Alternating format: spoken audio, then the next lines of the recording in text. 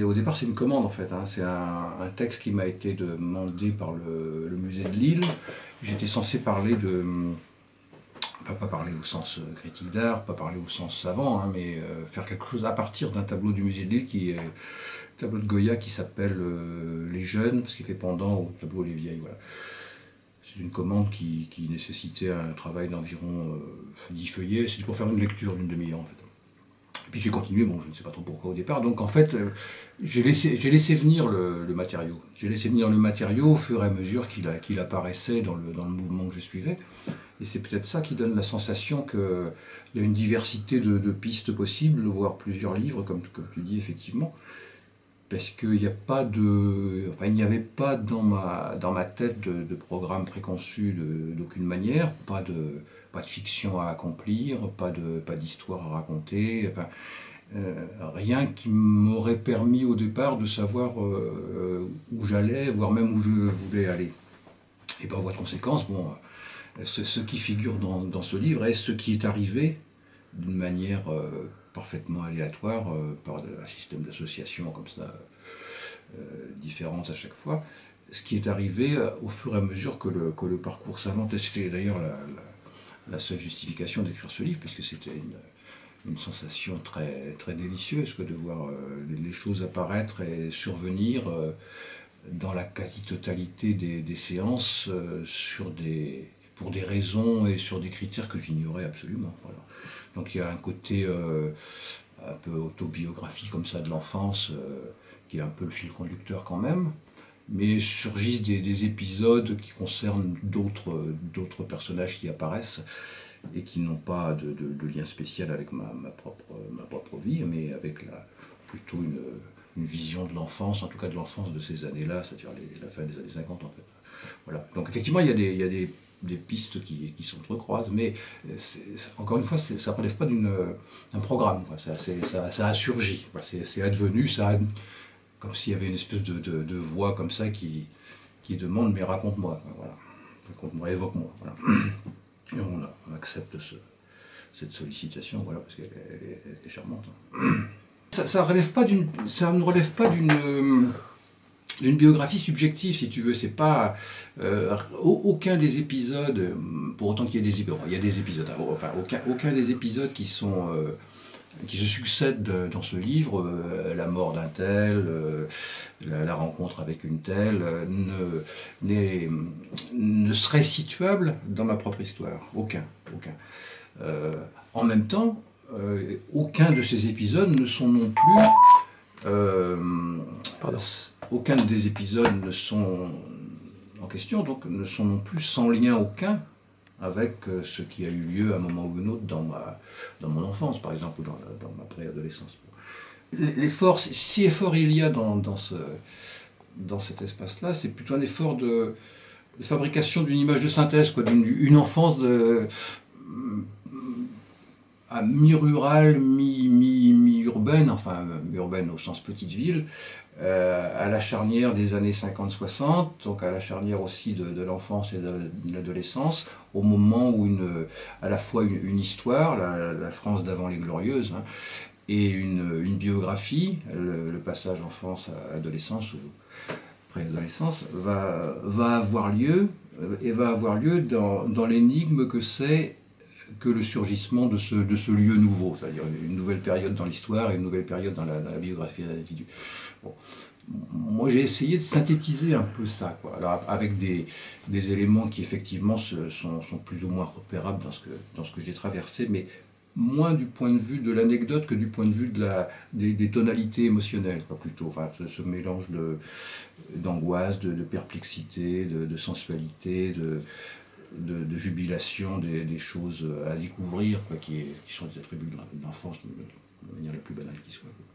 Bon, donc plutôt des colorations sensuelles, sensorielles, ambivalentes, qui sont le tableau de l'enfance, au sens de la couleur du tableau de l'enfance, plutôt que le dessin du tableau de l'enfance. Le dessin lui-même, c'est-à-dire le dessin des scènes, des épisodes, des anecdotes, bon, ça relève de la fiction, ça c'est construit. Quoi.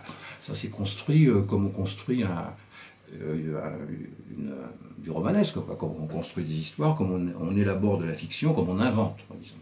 Mais tout ce qui relève de ce que j'appelle coloration, de la tonalité, du mélange de drame et de rigolade, tout cela, ça relève du souvenir, enfin, mais de la dimension purement sensorielle du souvenir, pas de la dimension dessinée, anecdotique, scénique du souvenir. C'est plutôt comme ça qu'il faut entendre les choses. Ouais.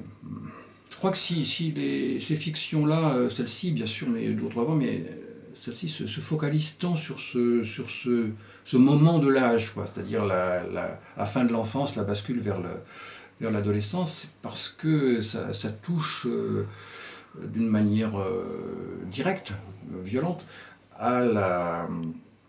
au surgissement de la politique comme question. Ça, c'était la première partie de ce qu'on disait. Surgissement de la politique comme question, parce que là, je prends un jeune garçon au moment où, autour de lui, l'histoire se poursuit, l'histoire comme toujours, et sous ses formes politiques en particulier, mais sans que ça fasse pour lui question, parce que son souci est plus près de son nombril que de cet extérieur-là plus ou moins lointain. Bon, mais c'est le moment où cela va surgir, parce que c'est dans le décor, quoi.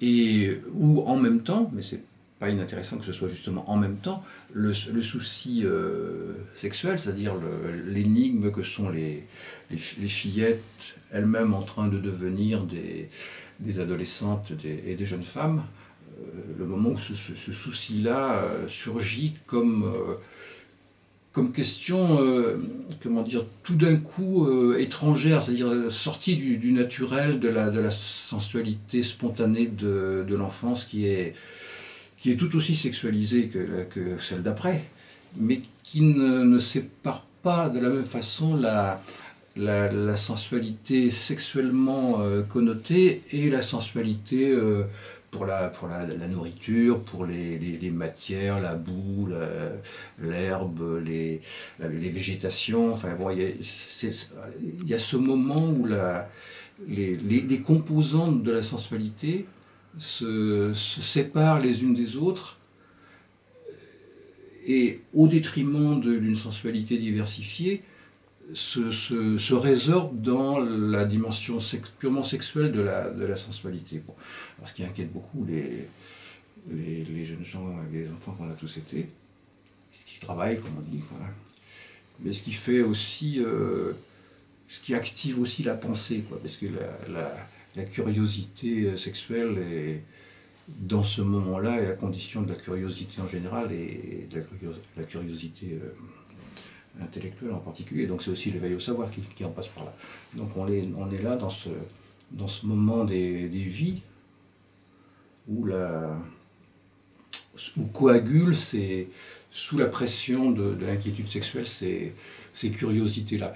Et l'une des formes de cette curiosité, c'est la curiosité de la langue, parce que ça, pour quelqu'un qui écrit, la question n'est pas de dire les choses comme je viens de les dire, mais d'incarner dans ce qui se passe dans un travail de fiction, à savoir une manipulation de faits linguistiques, d'incarner cette forme de l'inquiétude sensuelle. Voilà. Donc si quelque chose n'a pas lieu dans le travail de la langue elle-même, de cette inquiétude sensuelle, plutôt de cette intranquillité sensuelle. Inquiétude ne va pas parce que c'est négatif, mais intranquillité ça va, parce que il n'y a pas de paix dans la langue, quoi. Elle poursuit sa vie, elle vit et se rafraîchit dans sa propre intranquillité constamment. Bon, s'il n'y a pas ça, il n'y a pas à mon point de vue, il n'y a pas de littérature. L'opération littéraire, pour moi, c'est la capacité à faire que ces thématiques-là, ces inquiétudes-là, ces questions-là, soient toutes, sans exception et constamment, appliquées au lieu spécifique de la littérature qui est de l'opération langue, la fabrication de formes. La seule chose qui fasse interdit pour moi, c'est l'ennui. C'est-à-dire il y a un moment où la sensation de la répétition, la sensation de se servir de ficelles déjà éprouvées, qui est une tentation humaine, trop humaine, mais normale. La sensation que le travail devient trop rhétorique, la sensation qu'on est en train de faire des calculs sur la réception, est-ce que ça c'est possible, est-ce que ça c'est pas possible, génère je ne trouve pas d'autre mot, génère un ennui, et que les séances d'écriture arrêtent pour cette raison-là, et un livre arrête aussi pour cette raison-là, parce que ces livres-là, sur ce type de livre, il n'y a pas de raison de les arrêter. C'est-à-dire, il n'y a pas à accomplir une histoire. Bon, moi, le parcours s'arrête parce que la journée finit, parce que le jeune garçon, après avoir rencontré les vieilles dames à l'avant-hier, au début du récit, finit quand même par rencontrer les deux jeunes femmes en haut de la colline. Donc on peut dire qu'il y avait une forme à accomplir, mais ce dispositif-là, il n'était pas posé a priori. Il s'est petit à petit défini et coagulé au fur et à mesure du travail. Voilà. Donc c'est pas ça qui fait critère de fin. Ce qui fait critère de fin, c'est l'épuisement. Pas l'épuisement physique encore que, mais l'épuisement du désir. Voilà. Donc le titre c'est Les enfants chinaux, selon le modèle de titre de certaines chansons de gestes, qui est, par exemple, il y a dans le cycle de Guillaume d'Orange, les chansons de gestes du XIIe siècle, une chanson qui s'appelle Les enfants viviens, sans la préposition, puisque c'était le génitif médiéval venu du latin. Alors, on ne dit pas les enfants de Vivien, mais on dit les enfants viviens. Donc je reprends cette construction. Alors, Chinaux ensuite, parce que comme au départ, comme je le disais tout à l'heure, le livre vient d'une commande à partir d'un travail sur Goya. Le prénom de Goya, c'est Francisco. Donc dans les premiers mouvements du texte, qui va devenir un livre, le personnage s'appelait Francisco, puisque c'était la figure de Goya. Et puis, comme à mesure que je travaillais, les choses se sont déportées de Goya vers ma région, la Saint-Brieuc, la Bretagne, cette enfance-là, j'ai transcrit Francisco en François. Dans le parler dialectal de la région de Saint-Brieuc, le diminutif de François, c'est Chinaux. Et donc le personnage s'est appelé Chinaux, voilà. Et puis ensuite, au cours du récit, comme il se divise par une espèce de sissiparité, comme cela, pour fabriquer de nouvelles petites figures, il se divise d'abord en un autre personnage, mais qui s'appelle aussi François, sauf que c'est François en breton, Franch. Et donc les quatre figures qui, au bout du compte, apparaissent dans le mouvement du récit, et qui s'appellent tous François, s'appellent donc Chinaux, pour les raisons que je viens de dire, Franch pour la raison que je viens de dire autrement, François, le troisième personnage, et à nouveau Francisco, puisque surgit un petit personnage enfant d'émigrés espagnols, qui lui retrouve le prénom Francisco de Goya. Voilà. J'ai moins d'envie de démonstration que j'ai eu. Pendant tout le temps, j'ai écrit beaucoup avec la volonté de démontrer quelque chose, déjà démontrer que j'étais capable d'écrire, comme tout à chacun. Bon, ces choses-là sont posées. Et donc, bon, il y a de moins en moins de volonté démonstrative, ou de volonté de faire ses preuves, ou de volonté de prouver quoi que ce soit, ou de faire du plus innovant que machin ou truc. Enfin bon, ouais, c'est des choses auxquelles je ne suis plus soumis, enfin plus attaché. Donc bon, il y a peut-être une plus grande liberté qu'avant, oui. Mais puis bon, moi je me sers beaucoup d'éléments extérieurs, c'est-à-dire effectivement des photos, des peintures, des tableaux, des gravures, des chansons d'opérette, et la grande jubilation qu'il y a à écrire ce genre de choses, contrairement à ce qui se passe avec la poésie par exemple, c'est que c'est ce type de construction, avec tous les guillemets qu'on veut, romanesque, ce sont des éponges, c'est-à-dire quand la machine est en route, que les formations phrasées sont lancées, parce que c'est vraiment lancé comme des machines, comme il y a une balistique quoi, de vitesse, d'énergie qui tient à la phrase. Quand ces machines sont en route, pourquoi elles se mettent en route, ça ne rien du tout, mais quand elles sont en route, elles peuvent intégrer, enfin, elles donnent la sensation qu'elles peuvent intégrer à leur mécanique absolument tout ce qui se passe, quoi. Une conversation qu'on a entendue le matin, un article dans le journal, un bout de bouquin qu'on est en train de lire, une exposition qu'on visite, tout est digéré par la machine et par la capacité que la machine a à imposer sa marque stylistique. Voilà, et bon, il m'a déjà été donné de dire ça, forcément, parce que c'est la sensation dominante. Et cela, ça donne une sensation de souveraineté sur la masse de l'information, comme on dirait aujourd'hui, et aussi sur la gestion de la quotidienneté, quoi, comment dire, le déplacement intellectuel et sensuel, moral d'un individu dans le temps de sa journée.